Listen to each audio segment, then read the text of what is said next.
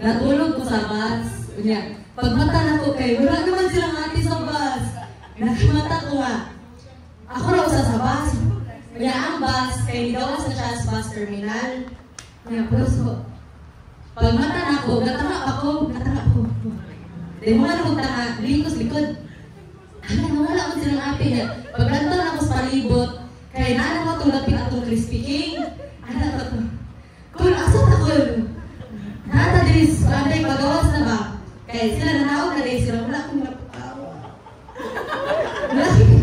May nali kaya nakamata ko kay kanang nabasa ko sa ulan, ako lang mong nabasa sa ulan. May gali kaya nakamata ko din. Usap mo kayo ulan nato din.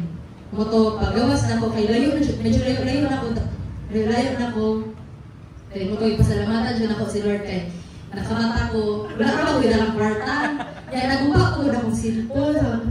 Sabi ko lagi na ako ito. Naabot ko sa bahis ato ba? Bakit naabot ko sa bahis ato niya? Wala ko'y kwarta, wala ko'y pang-chat. Sabi ko uli! Pero thank you Lord, yung tayo kay gipuhaw yung kong Lord na kung tayo maanda yun. Kuan pod, may gali kay pag-abot na ko sa bus terminal kay. Nakita na ko si Kylie. Kaya ako ang ilahanan ni Kylie kay yung pink na jacket. Maglantaw na ko kay. May gali wala pa silang dinakaw niya, puno na ang bus. Bigaling Jude, kinakaabot yung gunin na. Thank you, Lord. Thank you, Lord. Hallelujah.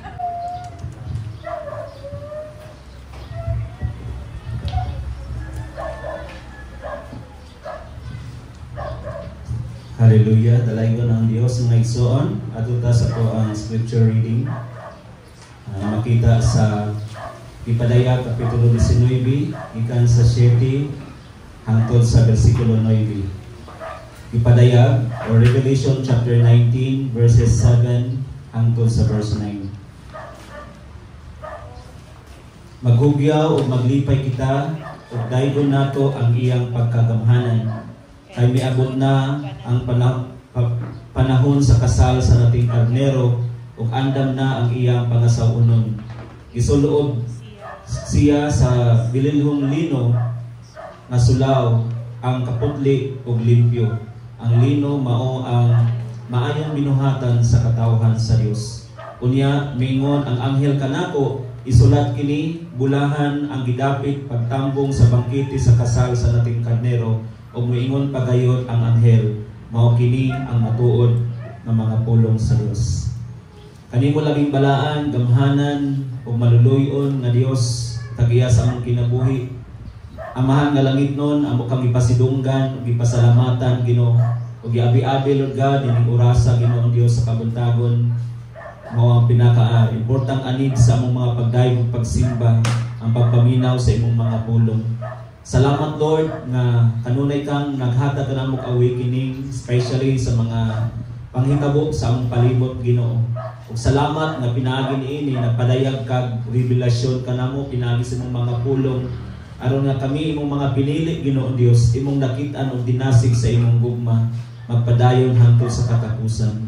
Salamat nga daghan pa kang itudlo kanamo karon ug among mga pag-ampo ng imong mga katawhan nga imong gipadala ni mga dapit Ginoo Dios. Adunay focus sa ilang espirituhanong pagkinabuhi, adunay pagtukaw aron Ginoo dili kami Ginoo Dios Lord God dadon ug taralon Ginoo Dios ngadto sa tentasyon bisan pa sa kainit niining kalibutan.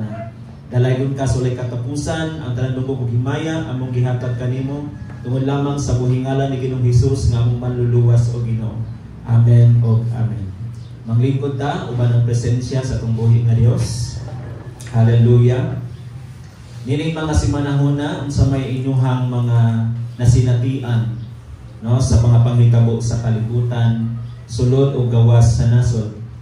Daghan kayo mga timailhan nga kanunay nga nahitabo o kini gisulti na sa balaang kasulatan. O nining higayon ng mga igsoon, dili ni siya sulagma ang pulong sa Dios. Amen. Ang pulong sa Ginoo dili sulagma. Kanunay siyang naghatag, nagtuktok sa ato tungod kay kitang tanan or kita nga nakadungog sa pulong sa Ginoo, nisanong sa pulong sa Dios. Nisunod sa pulong sa Ginoo, nagmatinud-anon sa pulong sa Ginoo, kitang tanan mga tinawag. O nagsanglit mga igsoon, naghisgot kita kabahin sa usa ka pagpreparar. Diba kung mag-prepare ta, daghantang mga makapuligi ta no, daghantang mga dapat i-prepare. Labi na kung naay mga mumaabot na okasyon na ato ang isaulugon. So dili ta makatulog, kanunay ta nagtukaw, kanunay ta naghuna-huna. Sa lakod ng pagkasulti, vigilante ta kaayo mga igsoon. Usa niya nakaadlaw, kining mensahe nga akong dadon kaninyo karon, ako ang sugdan pinaagi sa usa ka illustration o usa ka mensahe, gamay mensahe mga igsoon o realidad di sa atong makinabuhi. Dunay usa ka tawo nga nagdulong ang okasyon, nag-prepare siya taman sa ginhawa o kunya iyahang gihimo ang tanan aron nga pag-abot niya ng adlaw dili siya magkapulas-pulas. So everything is gonna be okay sa pag-abot sa adlaw sa panahon din mao ang okasyon, espesyal nga okasyon nga iyahang paabot. So sa tinuod mga igsoon niabot gyud ang celebration nga iyahang gipaabot. Sa for example, usa ka birthday or usa ka pinaka-importante sa iyang kinabuhi. So, niabot ang maong panahon mga igsoon o nakita niya dito na doon na gyud ay usa ka dako kayong take advantage na ang usa ka tawo nga magtukaw, mag-prepare sa iyahang okasyon nga moabot. Kining pagtukaw mga igsoon, usa kini siya dili tungod kay mahimong safety ang atong kinabuhi.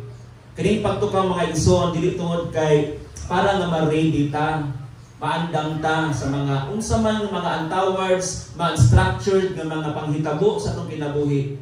Dili lang diha taman mga igsoon gilantaw nato ang kayuhan. Kundili ang tinuod yun ang kahulugan sa pagpreparar mga igsoon. Gitagaan di ay ta sa Dios ug usa ka insight Gitagaan dito sa Ginoo usa ka panan-awon para nianang adlaw we are ready for the call of God. So now I would like to begin this message starting with this question: are you ready for the call? Andam bata mga igsoon sa pagtawag o sa pagtingog sa trompeta mga igsoon? Then as we are going to meditate the message of the song ganiha nga ningon diri nga, are you ready for the trumpet? Are you ready for the call? Usa kani siya kapangutanan mga igsoon nga pwede nimong tubagon sa imong paglingkod diha karon. Andam na ba ka sa pagtigog sa trompeta? Daghang kayo kining mga pangutanan mga igsoon, makadungog ba ka? Makadungog ba ta sa pagbudyong sa trompeta? O kung dili ta makadungog mga igsoon, unsaon na to pag-response kung di ta makadungog? Muna nga mga igsoon nga ang pulong sa Ginoo karon dili lang sa matag semana, sa matag Domingo, gisgutan, giwali, gitudlo ang pulong sa Dios. Nganong gitudlo ni siya kanunay mga igsoon tungod kay gusto ang tag-iya sa tong kinabuhi nga kitang tanan mahimong alerto 24 oras. Dili lang panahon sa adlang Domingo mga igsoon, kundi sa tanang panahon